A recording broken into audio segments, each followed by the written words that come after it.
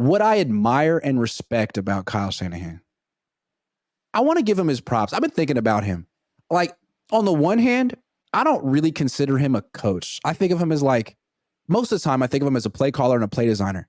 But I think that's kind of unfair to say because the more I think about it, you can't deny that players play really hard for Kyle Shanahan. So whatever you want to say, what his deficiencies are, what his flaws are, and I think he's interesting because I do think he's flawed. We all are. He's a leader of men. There's no question about it. And I don't know that he gets enough props for that. When you ask his players what they like about him, they don't talk about his scheme. They talk about how he leads, all of them. And as someone who's decidedly not a leader, I don't want to lead you. I don't want to follow you. I am an independent contractor. I respect a good leader, and that's Kyle Shanahan. I'd agree with that. I mean, whether you agree or disagree with his decisions or how or like the perception of the players is overwhelmingly positive, right? Like, and he does produce. If you look at the staff he produces, he's producing a lot of very good coaches. I mean, that's another aspect of leadership as well. There's plenty of things that you not like about Kyle Shanahan, but as you said, we all have our flaws. And what's even better is maybe are you starting to see that he's maybe correcting some of these things now? Like, perhaps. For instance, you and I talked about the use of Christian McCaffrey the week prior to the last game. I believe he said he had to get better with that. Started to sprinkle in, and he did, right?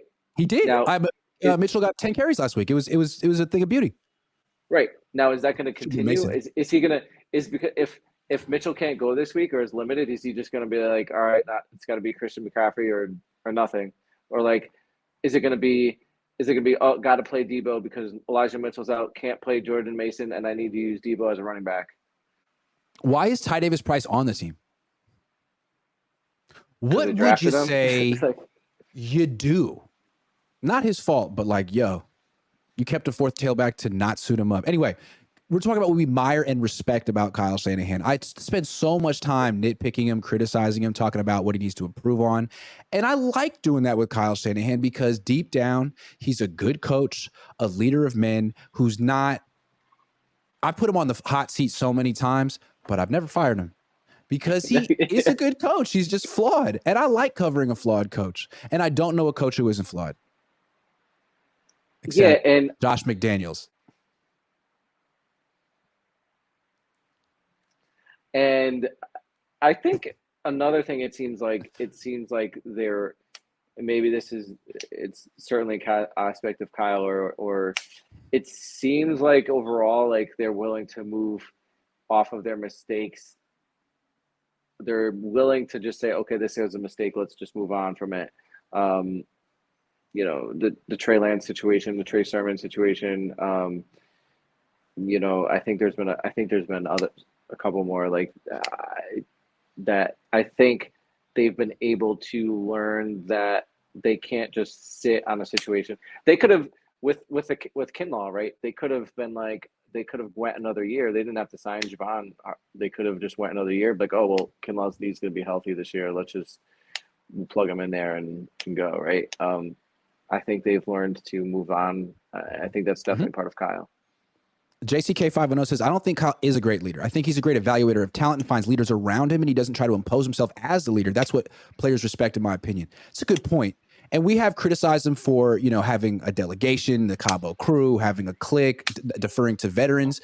But maybe he feels like you can't be a dictator to, you know, the best athletes in the world making way more money than you. Like, you kind of have to be diplomatic and let them lead the team. And he does a pretty good job of that, and they all respect him and they all play for him.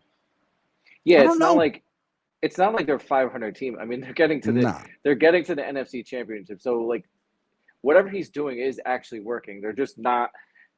They're in the top 4 teams in the league. Like, just there's only one Super Bowl winner, right? So, you know, I think there's this notion that if you don't win the Super Bowl, you suck. Like, you suck. It's the worst. No, I started that notion. Yeah, you may have. I started that notion, yeah. Yeah, So I just wanted because to say that I really respect that about Kyle. I feel like I had an epiphany. Like I was hanging out with my friend last night, Mr. Hart, my French teacher from when I was a kid, and he thinks I hate Kyle Shanahan. And I was just, he's like, "What do you like Kyle?" I was like, "I do like Kyle. I like covering him because he's flawed. It's interesting."